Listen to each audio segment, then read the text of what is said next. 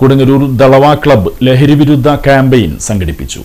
Dalawa club സംഘടിപ്പിച്ച ലഹരിവിരുദ്ധ ക്യാമ്പയിന്റെ ഭാഗമായി ബോധവൽക്കരണ സന്ദേശ ദീപം കൊളുത്തി സബ് ഇൻസ്പെക്ടർ അതുൽ മോഹൻ ഉദ്ഘാടനം നിർവഹിച്ചു. നഗരസഭാ ചെയർപേഴ്സൺ ഹണി പീതാംബരൻ അധ്യക്ഷത വഹിച്ചു.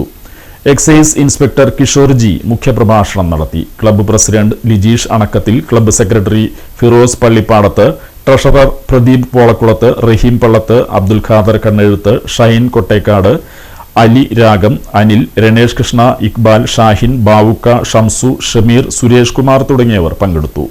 പ്രഭാത സവാരി മറ്റ് ആരോഗ്യത്തിനൊക്കെ വേണ്ടി രൂപം കൊടുത്ത കൊടുങ്ങല്ലൂരിലെ ഇതിനുവേണ്ടി ഡെഡിക്കേറ്റഡ് ആയിട്ടുള്ള ഒരു കൂട്ടം ചെറുപ്പക്കാരുടെ ഒരു സംഘടനയാണിത്. ഇത് കഴിഞ്ഞ 6 വർഷത്തോളമായി നമ്മുടെ കൊടുങ്ങല്ലൂർ മേഖലയിൽ വിവിധ സാമൂഹ്യ സേവനങ്ങൾ ചെയ്തു വരുന്നതാണ്.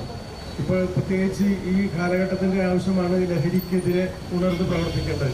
നേരത്തെ ഇവിടെ ഉദ്ഘാടനം പറഞ്ഞതുപോലെ സാധാരണ ഇതിൻ്റെ അതോറിറ്റി മാത്രമല്ല, എക്സൈസോ പോലീസോ മാത്രം വിചാരിച്ചാൽ ഇവിടുത്തെ ഈ ലഹരി നമുക്ക് മുക്തമായൊരു നാട് സൃഷ്ടിക്കാൻ കഴിയില്ല. നമ്മളെപ്പോലുള്ള ഇതേപോലുള്ള സന്നദ്ധ സംഘടനകളും നമ്മുടെ പൊതുസമൂഹവും ഉണർന്ന് പ്രവർത്തിക്കേണ്ടത് വളരെ അത്യാവശ്യമാണ്. കാരണം നമ്മുടെ ഗവൺമെൻറ് നമ്മുടെ കൂടെ ഇതിനുവേണ്ടി മുഴുവൻ സമയം ജാഗ്രതയായിട്ട് നമ്മുടെ കൂടെയുണ്ട്. ഗവൺമെൻറ്റിനെ സഹായിക്കേണ്ടത് പൊതുജനങ്ങളായ നമ്മളാണ്, ഇതുപോലുള്ള ക്ലബ്ബുകളാണ്.